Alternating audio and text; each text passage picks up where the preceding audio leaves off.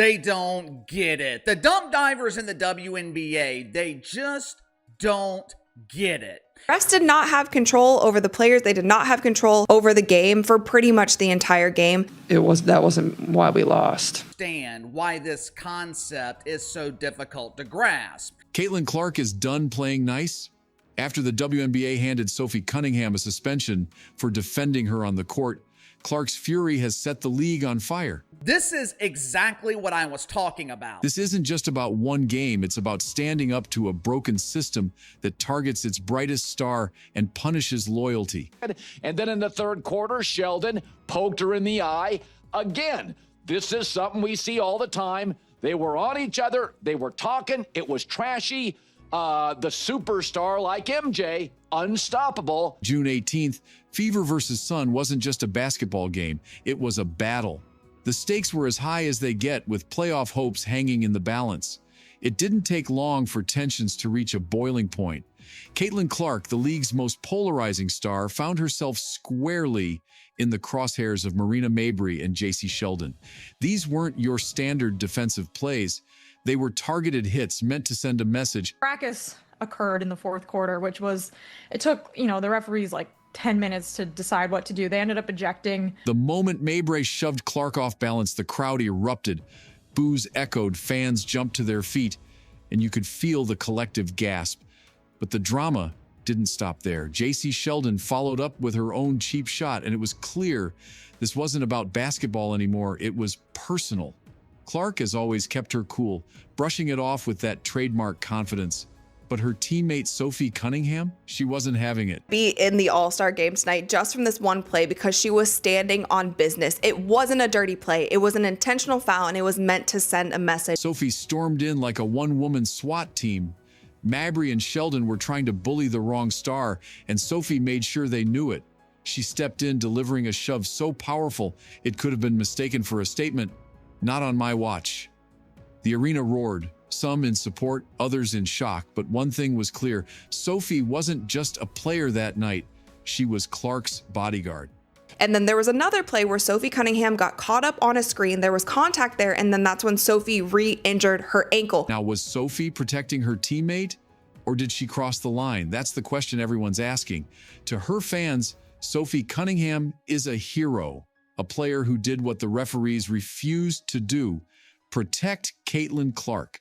She's built a reputation as a tough enforcer, someone who's not afraid to ruffle feathers to stand up for her team. But critics, they were quick to paint her as the villain, accusing her of escalating the situation and dragging the game into chaos. I thought it was always big to not only support teammates, but to show, even in my Minnesota days, man, I've always taken a loyalty to all the players that's on the team. The fallout was as swift as it was controversial. The WNBA announced Sophie's suspension for unsportsmanlike conduct, and just like that, the league poured gasoline on an already raging fire. Public reaction was split. On one side, there were the fans who applauded Sophie's loyalty, saying it's about time someone stood up for Clark. On the other, analysts criticized her for setting a dangerous precedent, arguing that physical retaliation has no place in the game. Doesn't matter what we believe. The only thing that matters is what they believe. And where was Caitlin in all of this? She didn't stay quiet. Clark came out swinging, not physically, but with her words. She made it clear that she stands with Sophie, calling her suspension unfair and highlighting the league's failure to address the real issue, the relentless targeting she endures game after game. This wasn't just about Sophie or a single incident. It was about the WNBA's apparent inability to protect its stars. So I think just starts with me and just getting better in that. And I feel like we're really close to being really good. And I think that's what's kind of been frustrating about these few losses. The fans, they weren't silent either. Social media exploded with hashtags like #FreeSophie and #ProtectCaitlin. Debates raged online, with some fans saying Sophie's actions were justified, while others argued the suspension was warranted.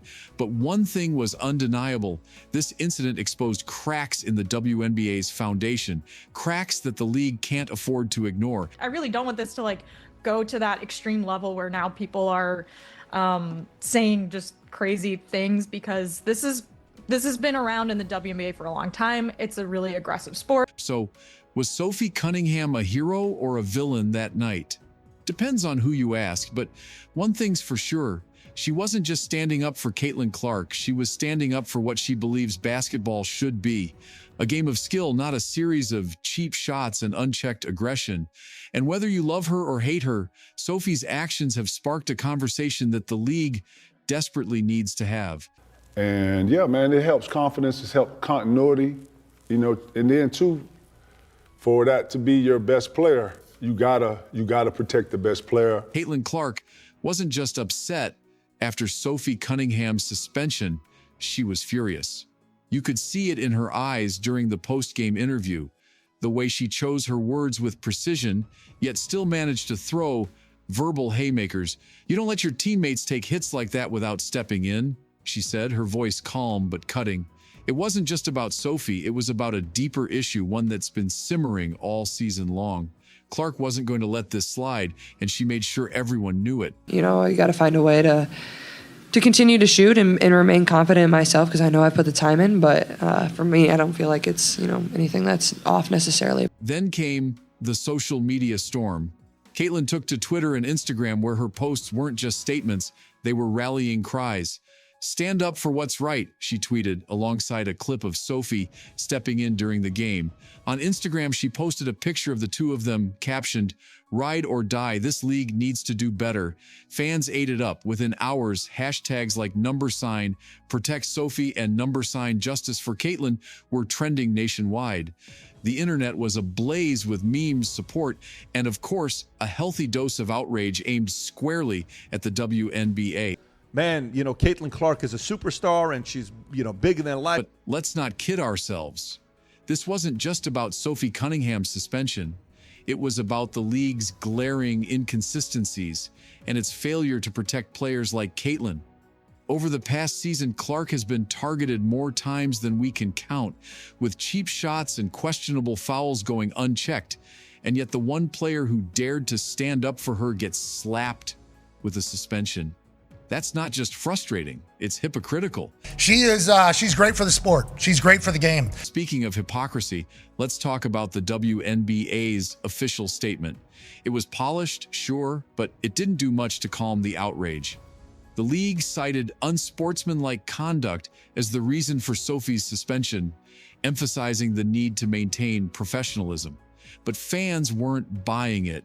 They were quick to point out past incidents where similar actions, or worse, were met with little more than a slap on the wrist. One particularly infuriating example involved a certain star player whose elbow to an opponent's face was brushed off as a hard play. Double standard much?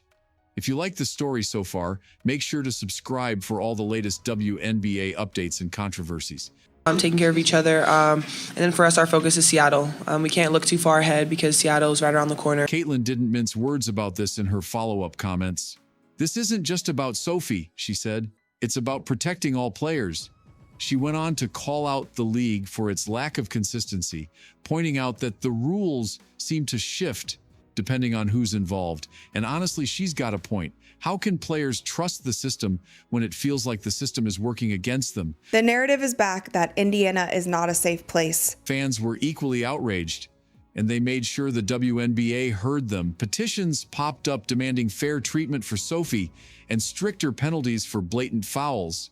One fan even suggested that the WNBA hire a panel of independent reviewers to ensure fairness, a suggestion that gained surprising traction online. But the backlash wasn't limited to memes and petitions.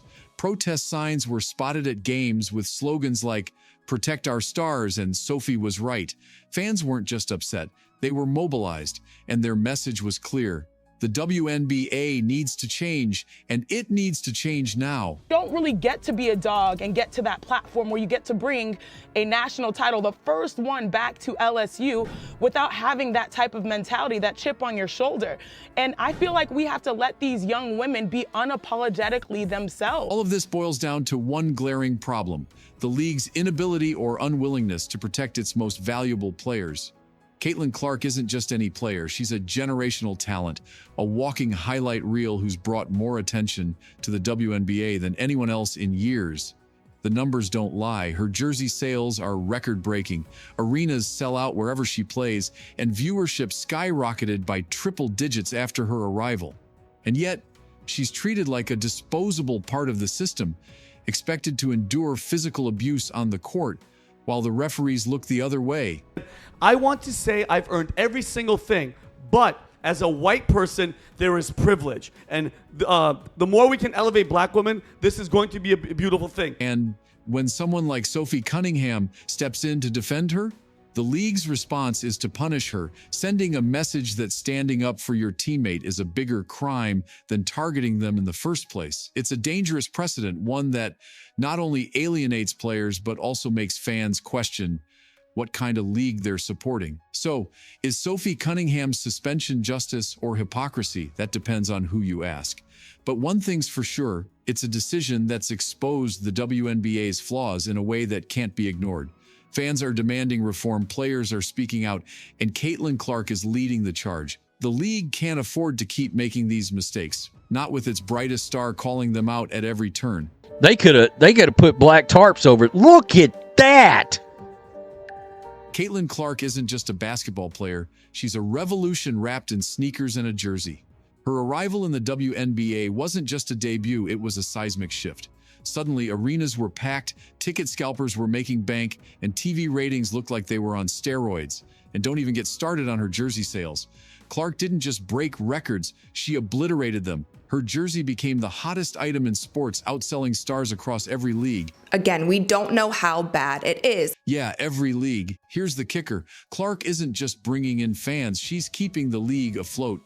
When she missed games due to injury, viewership plummeted by 55%. Let that sink in. One player sits out and over half the audience vanishes. This isn't a team player situation. Caitlin is the player. Her importance to the WNBA isn't just obvious, it's undeniable.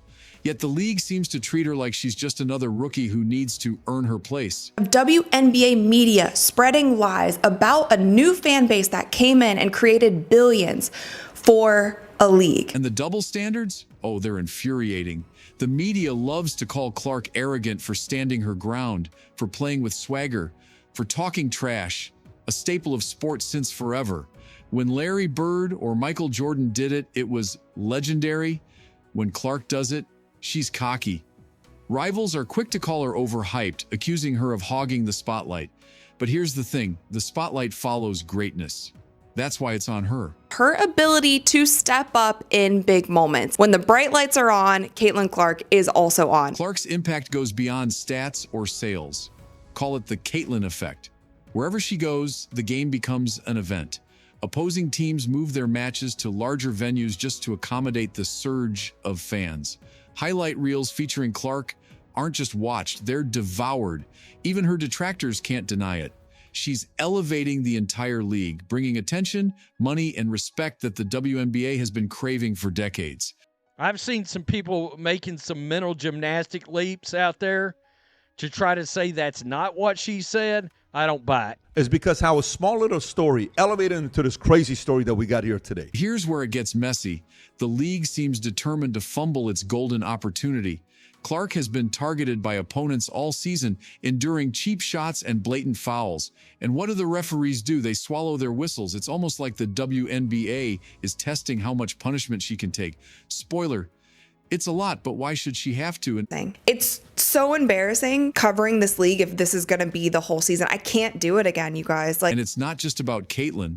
What message does this send to young players dreaming of joining the league? If the WNBA won't protect its brightest star, what hope is there for rookies or role players? The league's mishandling of these situations doesn't just hurt Clark, it hurts the future of women's basketball. Sponsors are watching, fans are furious, and the league's reputation is on thin ice. One wrong move could alienate the very people keeping the WNBA alive. That's never something that gets old, and I think it's always a good reminder for myself if, I have a tough day like today. Clark hasn't confirmed anything, of course. She's made it clear she's committed to the Indiana Fever. For now. I'm here to play, but things need to change, she said. It's not a threat. It's a wake-up call. If the WNBA doesn't figure it out, someone else will, and they'll do it with Clark leading the charge. The WNBA is at a crossroads. Will they embrace change, protect their players, and capitalize on the momentum Caitlin has brought them? Or will they continue down this self-destructive path, driving away the very star they desperately need? Let us know in the comments, and don't forget to subscribe.